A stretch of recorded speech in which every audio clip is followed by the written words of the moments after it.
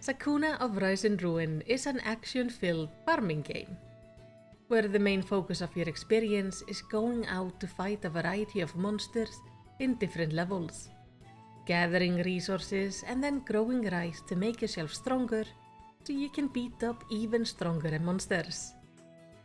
And this is all held together by a pretty decent story. So let's talk about the game.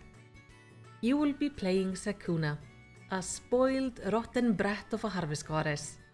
She is self-centered, lazy, and she sees herself as above any sort of manual work. And the game's story is focused on her character growth, because little Sakuna, who has spent her entire life being spoiled in the capital of the gods, suddenly ends up having to live on an island with a group of humans, all with the order to grow some rice and clear the island of demons. And that is the premise that expands into a truly enjoyable experience. Sakuna and the 5 humans he ends up living with are all quite unique characters with widely different personalities and quirks, which you get to know through the story, which is mostly told through their chats over dinner or little unique quests or cinematics in the game. And these sequences with the humans can range from being serious to downright silly. On the island, time passes in a unique way. You can stay as many years as you like without issue, and each year is split into 12 days, with 3 days being for each season, and you quickly learn that what you do on each day really does matter. Especially if you want to get the most out of your eyes, because the quality of your eyes is what sets the pace of the game. Sakuna will not gain more strength through fighting enemies. Instead, as a harvest goddess, she gains strength and levels each time the rice is harvested. The amount gained is based on the quality of the rice. This means making sure you create a good fertilizer, till the ground properly, plant the rice, not to dance but not to spread out. Make sure to keep the water level in check, be it having the water high or draining it out completely, and of course getting rid of any weeds. And then you must harvest during the right time, dry the rice, and work it so it ends up as either brown rice, white rice, or a mix of the two. And while this does sound like a lot, the whole system is honestly pretty easy to get hang of, especially as one of the humans is always next to the farm, and if you talk to him, he will always give you advice on what is best to do at any point in the cycle. So at minimum, you should always get decent rice.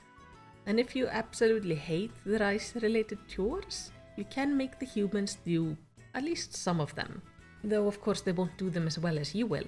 The rice you make is used in food and currency, and as the basis of food, rice matters a lot, as you can make it into a variety of ingredients, diversifying your menu, as each evening you can decide what you will eat that night, or have one of the humans pick instead.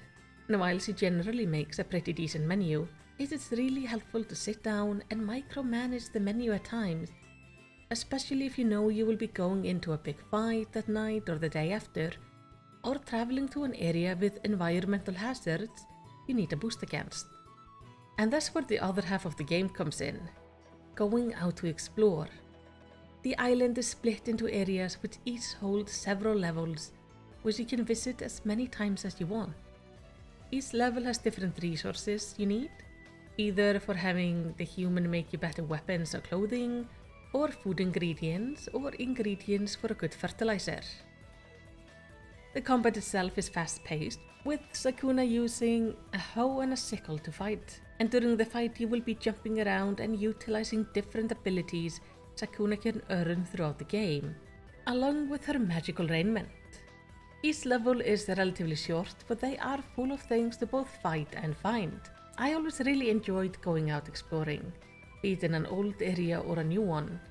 Later on, if you want even more of a challenge, a specific challenge dungeons opens up for you, allowing you to fight through more and more challenging levels as you go on.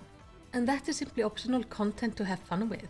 And I really did. I came to enjoy the challenge of the enemies and trying to figure out which fighting moves were the best for me.